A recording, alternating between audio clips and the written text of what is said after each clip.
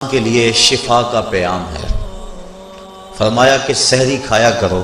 چونکہ سحری کے کھانے کے اندر بھی اللہ نے برکت رکھی ہے۔ تو یہ ماہ سیام اپنے دامن میں برکتیں لے کر،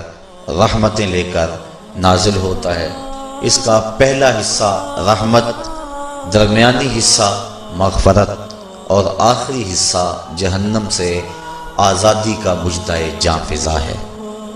حدیث میں آتا ہے کہ اللہ نے میری امت کو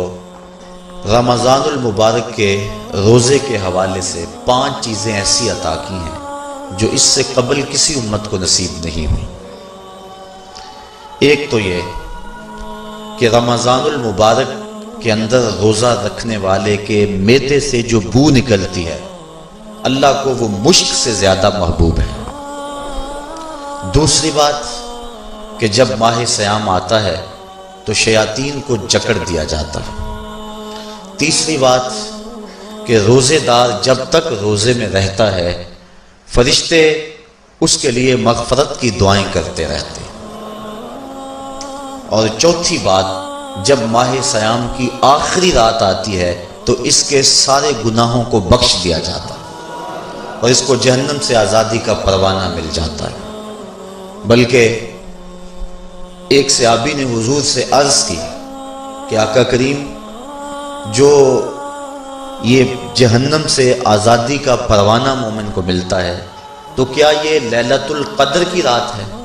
تو آقا کریم نے فرمایا نہیں، جب مزدور اپنی مزدوری مکمل کرتا ہے، جب اس کی دہاڑی پوری ہو جاتی ہے تو پھر اس کو اس کا مالک کچھ دیتا ہے، تو یہ جو اس کو بخشش اور مغفرت کا مجدہ جاں فضا دیا جاتا ہے، یہ اس کی مزدوری ہے۔ اور فرمایا کہ جو لیلۃ القدر کی برکتیں اس کو حاصل ہوتی ہیں، یہ اس کے علاوہ ہیں۔ اور یہ اللہ تعالیٰ جل شانہ نے خاص کرم نوازی فرمائی بندہ مومن پر کہ اس کو یہ بابرکت رات عطا فرمائی۔ اور 5ویں فضیلت جو اس کو دی گئی روزہ دار کو، اور حضور سے قبل جو امتوں میں لوگ روزے رکھتے تھے، یہ فضیلتیں ان کو نہیں عطا کی گئی۔ جنت کو پورا مومن کے لیے آراستہ و پیراستہ کیا جاتا ہے۔ حضرت ابو ہریرہ رضی اللہ تعالی عنہ سے ایک روایت مروی ہے جس کو امام بخاری اور امام مسلم نے روایت کیا کہ آقا کریم علیہ السلام نے ارشاد فرمایا، قال اللہ عز وجل، اللہ جل شانہ ارشاد فرماتا ہے، کل عمل ابن آدم لہو، ابن آدم کا ہر عمل اسی کے لیے ہے، الا الصوم فإنہ لی، ہاں مگر روزہ ہے جو وہ میرے لیے رکھتا ہے، وَأَنَا أَجْزِي بِهِ، اور اس کی جزا میں اسے دوں گا، وَالصِّيَامُ جُنَّةٌ، اور سیام روزہ ڈھال ہے، فَإِذَا كَانَ يَوْمُ صَوْمِ أَحَدِكُمْ فَلَا يَرْفُثْ وَلَا يَصْخَبْ فَإِنْ صَابَهُ أَحَدٌ أَوْ قَاتَلَهُ فَلْيَقُلْ إِنِّي صَائِمٌ إِنِّي صَائِمٌ وَالَّذِي نَفْسُ مُحَمَّدٍ بِيَدِهِ لَخُلُوفُ فَمِ الصَّائِمِ أَطْيَبُ عِندَ اللَّهِ مِنْ رِيحِ الْمِسْكِ للصائم فرحتان یفرحهما اذا افطر فرح بفطره واذا لقی ربه فرح بصومه۔ تو فرمایا کہ جب کوئی شخص روزہ رکھتا ہے تو اس کا یہ عمل اللہ کے لیے ہے اور اللہ تعالیٰ اس کی جزا دے گا۔ روزہ ڈھال ہے،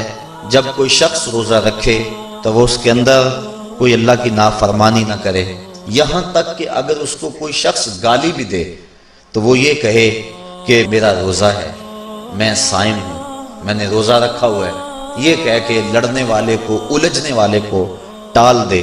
حضور نے ارشاد فرمایا، مجھے قسم ہے اس رب کی جس کے قبضے میں محمد کی جان ہے، کہ روزہ دار کے معدے سے جو بو نکلتی ہے، اللہ کو وہ